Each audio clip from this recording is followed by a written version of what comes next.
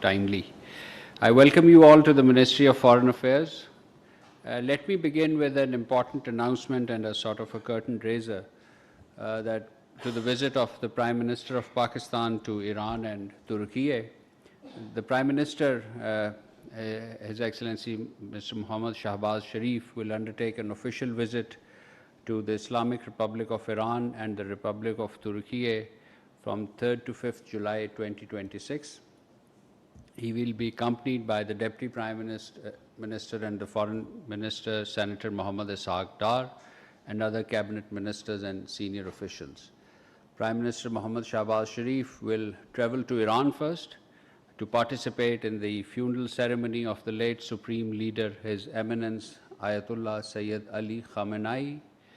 The Prime Minister will convey condolences on behalf of the people and the government of Pakistan to the Iranian leadership and the bereaved families, while reaffirming solidarity with the brotherly nation in their hour of profound grief. Prime Minister will also proceed to Istanbul, Turkey, at the invitation of the President of Turkey, His Excellency Recep Tayyip Erdogan. He will hold discussions on the entire gamut of the bilateral relation with a special focus on giving impetus to bilateral trade and investment cooperation between the two brotherly countries. The leadership meeting will also reflect on issues concerning regional peace and security. During his stay in Istanbul, the Prime Minister will also address a business conference being hosted by Pakistan to spotlight Pakistan's trade and investment potential in priority areas, including the SEZs, energy, trade, IT, and privatization sectors. The conference will bring together leading Turkish businessmen and investors alongside senior officials, dignitaries, and other distinguished participants from the business community.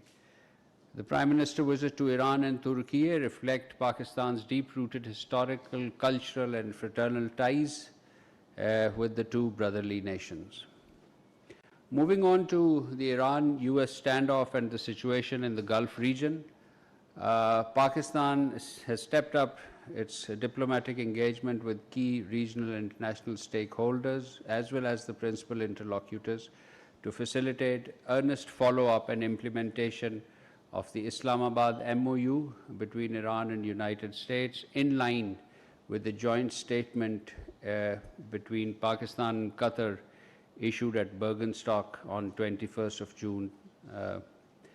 In this regard, Pakistan and Qatar engaged with the relevant parties in Doha yesterday and held separate meetings with the US and Iran negotiators in Doha, and these culminated late hours tonight, in fact, well today into the morning.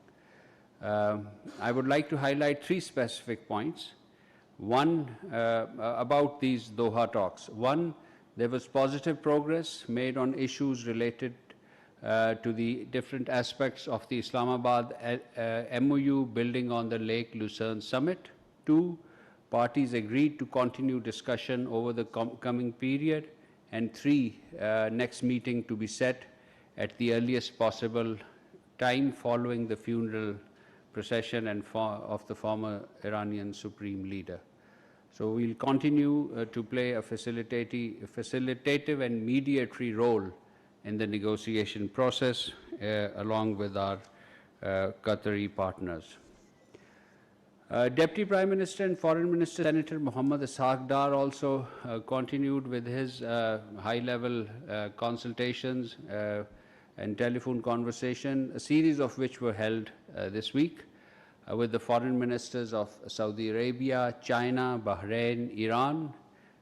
He also spoke with the British Foreign Secretary and the European Union's High Representative for Foreign Affairs and Security Policy. Ladies and gentlemen, you all covered the seminar that was held at Jinnah Convention Center yesterday, titled Indus Water Treaty, an Instrument of Peace and Regional Stability. There was attendance from political leaders, legal experts, international scholars, members of the diplomatic corps, civil society, and of course, The media was also present there. The participants in general called for upholding the treaty. They rejected weaponization of water and urged to settle disputes through established legal and diplomatic mechanisms rather than unilateral actions. They warned that any attempt to deprive the country of its shared water would have profound consequences for regional peace and security. The Deputy Prime Minister, Foreign Minister, Senator Muhammad Ishaq Dar also spoke on this occasion, and his media covered his statement. The statement is also available on the website, but let me just recall that he said that the six-decade-old Indus Water Treaty could not be suspended or terminated under any pretext, and this is the abeyance is quote-unquote illegal, unilateral, and without any basis. And he added that Pakistan unequivocally rejected this so-called abeyance. Pakistan also, let me add that Pakistan also rejects India's attempt to invoke baseless allegation of terrorism as a pretext for placing the Indus Water Treaty in abeyance and obstructing the lawful flow of the Pakistani shares of the Indus waters. The real issue is not terrorism. Let this be very clear. The real issue is not terrorism. The real issue is the growing disposition within the Indian leadership to treat shared international river system as a strategic asset that can be controlled, withheld, or diverted at will. This mindset of unilateral appropriation is fundamentally incompatible with letters and spirit of not just the international law, but also the Indus Water Treaty itself. Water is not a tool of coercion or political pressure. Any attempt to deny Pakistan its legitimate share of Indus water constitute a clear violation of the international legal obligations that India has undertaken and undermines India's credibility of its commitment to a treaty-based relationship. Moving on to safe arrival of 22 crew members that were Iranian crew members of a marine vessel. The DPM Foreign Minister made this announcement about the safe arrival of 22 crew members in Karachi. They were from Iran and basically were handed over onwards. Pakistan will continue to facilitate the early repatriation and of these Iranians held, on different ships who have been interdicted. And the total number of Iranian nationals repatriated through Pakistan is now over 70. On 29th June, ladies and gentlemen, the United Nations Special Envoy to Combat Islamophobia, Mr. Miguel Angel Maritonis, called on DPM Foreign Minister Senator Muhammad Ishaq Dar. He commended the special work being carried out by the Special Envoy to address the challenges posed by Islamophobia and expressed Pakistan's full support for his mandate and hoped that early finalization of the UN Action Plan to combat Islamophobia would provide the necessary framework for combating Islamophobia nationwide. You would recall that this appointment of Special Envoy was indeed a Pakistan's initiative at the UN General Assembly, which the UN General Assembly adopted, and now the Special Envoy is functioning.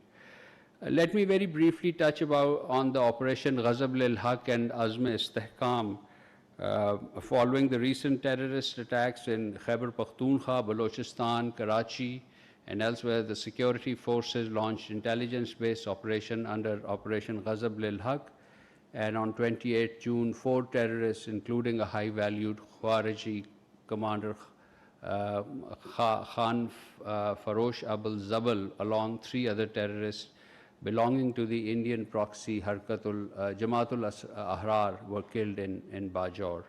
Pakistan reaffirms its commitment to eliminating terrorism while ensuring national security. Pakistan has always strived to maintain peace and stability in the region region, and at the same time, we will not compromise on the safety and security of our citizens, which remains the highest priority. So in the same vein, on the 29th June, the Afghan Charge Affairs was summoned to the Ministry of Foreign Affairs, and a strong démarche was issued regarding the Karachi terrorist attack. A similar démarche was handed over by Pakistan's Ambassador Ubaidur Rahman Nizamani in Kabul to Afghan Ministry of Foreign Affairs. These démarches were issued in light of the fact that Afghan nationals, including one apprehended alive, participated in the terrorist attack, proving yet again that Afghan soil and Afghan nationals continue to be used to orchestrate terrorist attacks inside Pakistan. Moreover, the Interior Ministry has issued a directive to immediately arrest any Afghan national found residing in Pakistan without a valid visa or resident document, and we will earnestly implement this. Finally, ladies and gentlemen, Pakistan's membership to the International Olive Council. This is an important body of olive-producing countries to which Pakistan has joined.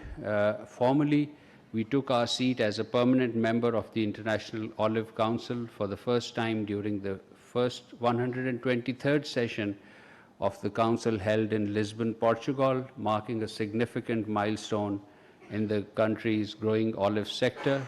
The Minister for Food and National Security and Research, Rana Tahir Hussain, led a Pakistani delegation to the meeting, and following Pakistan's accession to the International Olive Council, we were invited to participate in this session. This council comprises 27 other olive-producing member states, and we look forward to conducting what we call the olive diplomacy from here on, basically enhancing the production of olive and making it exportable commodity for our growers. And this will be an important addendum to our economic sector. So with these remarks, ladies and gentlemen, I'll conclude my opening statement and open the floor for any question answers. Ji Paracha sir.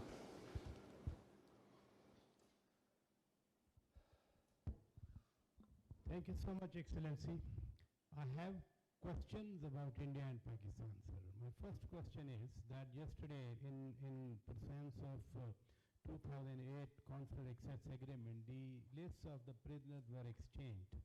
But I really found a discrepancy in a way that India handed over a list of 439 Pakistani prisoners in their jails. But Pakistan maintained that, in fact, there are 753 Pakistanis detained in Indian jails. So what about these around 100 and so Pakistanis languishing in their jails, which are unaccounted even?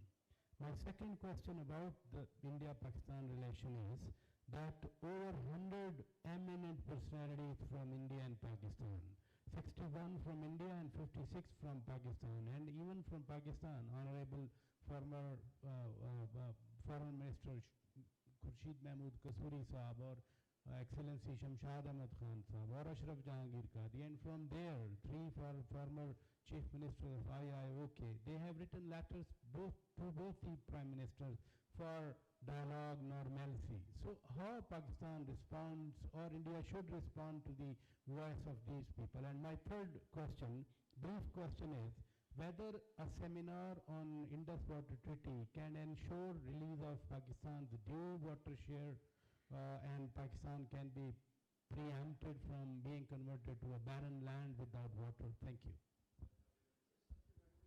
Let me answer this. We'll take the other questions as they come. First of all, on your questions about the list of prisoners, yes, I did see your tweet titled discrepancy. As you know, we have seen this. You have seen this. We handed over a list of 753 Pakistani prisoners to India yesterday.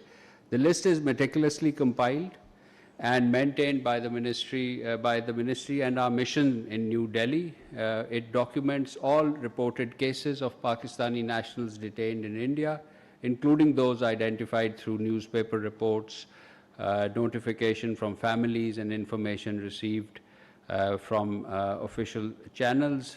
This is the list that exists. We pursue each individual case through its various stages, including the provision of consular access, confirmation of nationality, and eventual release and repatriation to Pakistan.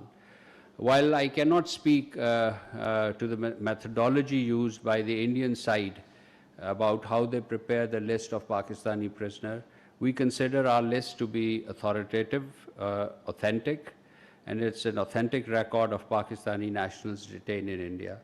The government of Pakistan will continue to take all steps possible to secure the early release and repatriation of Pakistani nationals detained in Indian prison. And in this regard, our dialogue through usual diplomatic channels with India will continue. On your second question about the letter of eminent personality, these are private individuals. They are fully competent to write anything. The government of Pakistan and the Ministry of Foreign Affairs, we neither endorse nor reject, and we do not have any particular comment to offer on it.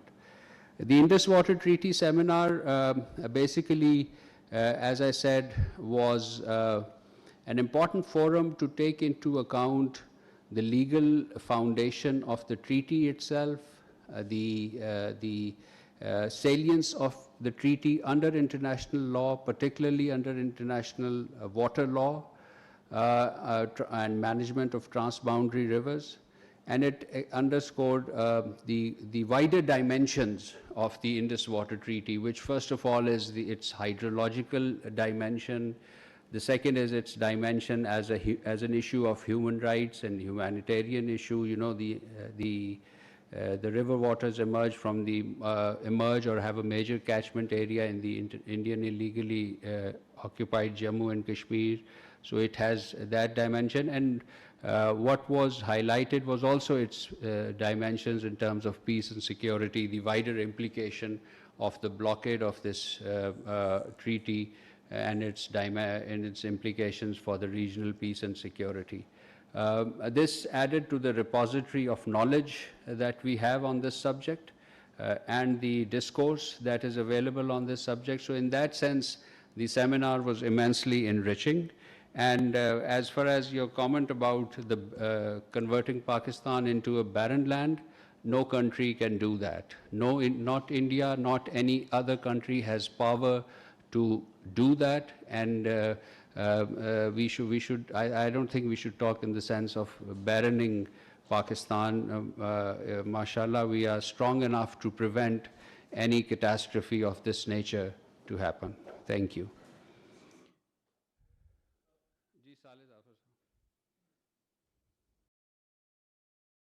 Sir, thank you very much.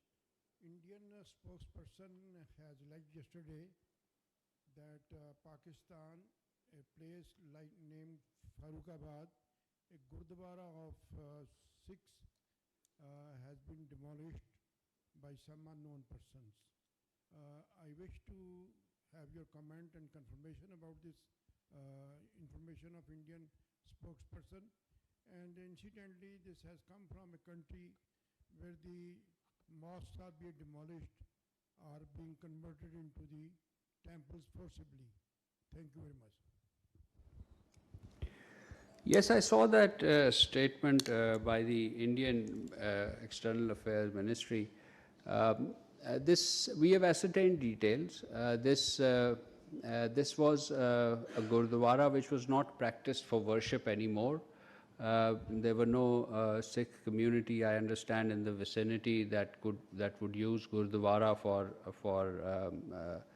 for its religious purposes. So accordingly, this facility, this building was under private tenancy. The structure was old, in a dilapidated condition, and posed a potential risk to human life surrounding private property private properties in the vicinity of that building. They feared that the building might collapse in the upcoming rainy season. As you know, there was an incident in Lahore as well, so there was a fear in the community.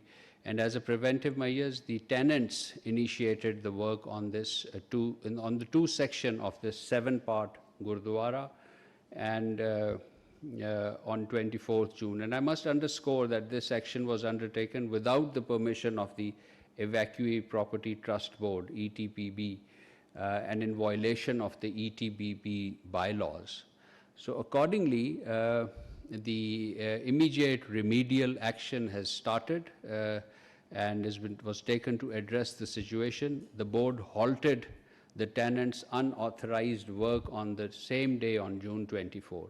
They had, some building was affected, but the larger building was prevented. The tenancy and the lease was cancelled, and the tenants were directed to vacate the building. We would ensure that, you know, the building stays, and perhaps some renovation work is also possible. Regarding the other part of your question, it is deeply ironic that a country whose own record of systematic discrimination against prosecution of and prosecution of religious minorities, Muslim, Christians, Sikhs, Dalits, and others, has been widely documented by international human rights organizations, independent experts, and global media as well. And they have chosen to lecture us on an issue which was often of a very administrative nature. There was no mob which was destroying Gurdwara. There was no, and it was not licensed by the government, unlike in India, where these kind of activities take place under state patronage. So this was an individual act of few individuals, and the law is now taking remedial measures. So instead of pointing fingers elsewhere, India would do well to confront the grim realities in its own border under state patronage, the continued targeting of Muslims and other religious communities, and this targeting licensed by a BJP-led Indian government through communal violence, attacks on places of worships, discriminatory legislations, extrajudicial demolitions, inflammatory hate speech, and misuse of state institutions, and so on.